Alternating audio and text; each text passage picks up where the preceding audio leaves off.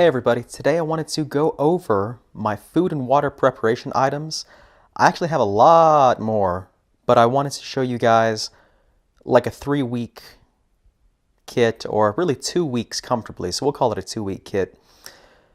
So let's go over some of these items. The first thing, and probably most important thing by far, is going to be your water storage.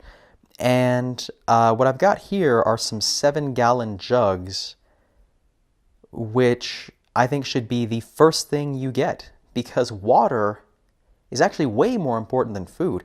Water can be used for everything, and these jugs work out great. They're very ergonomic, so you can pick them up and move them.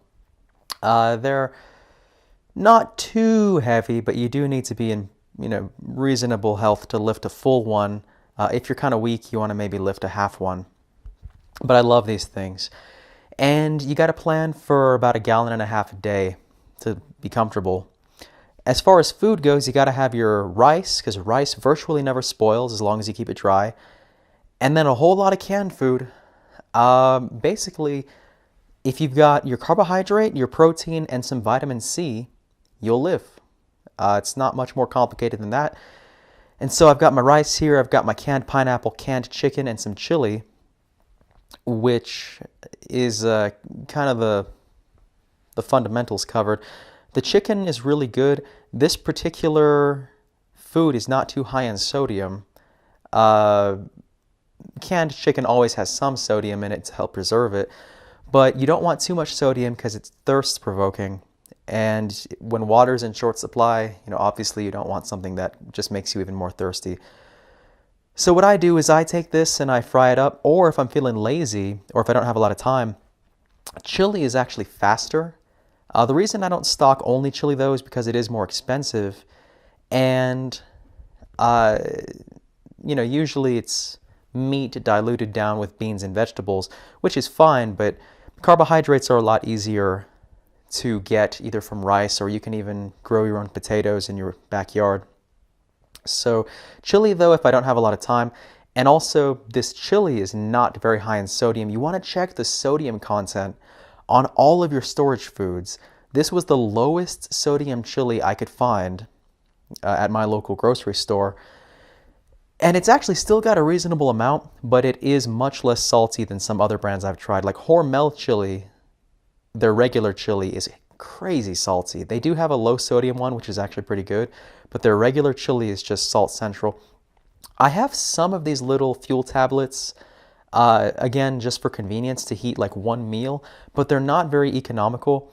So really you want to use wood, go out and gather some wood, or if you want something that's convenient but not too expensive, you can use propane. But I like to have some of these tablets just for a quick, emergency, like if I forgot to prep wood or something. I've also got some freeze-dried chicken, which has like a 15+ year shelf life. And this stuff lasts even longer than the canned foods. Canned foods usually last 3 to 5 years. Freeze-dried and canned lasts 15+ years. Some people say 30. So I love having that unopened, of course, because once you open it, it only lasts about a year. And I think it's a good item to have. The propane is for convenience, because obviously you could just use wood. But if you have a little propane burner, which I do, and actually just use it day to day, propane is a really cheap way to get a lot of convenience. These things are $2.50 each, and for one person, I find that they cook for like 2 weeks almost. So for $2.50, you can cook for one person for 2 weeks. That's really good bang for your buck. Pineapple slices, that's my vitamin C.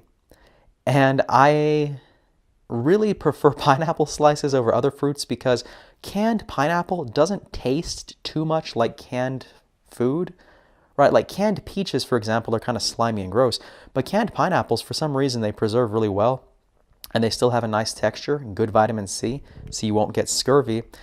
And I store a lot of rice, at least a lot of white rice. White rice lasts pretty much indefinitely. Do not buy brown rice, though, for storage, because brown rice only lasts about a year. And you have to know how to cook white rice. I actually boil it, strain it, and then steam it once strained, and it makes it fluffy.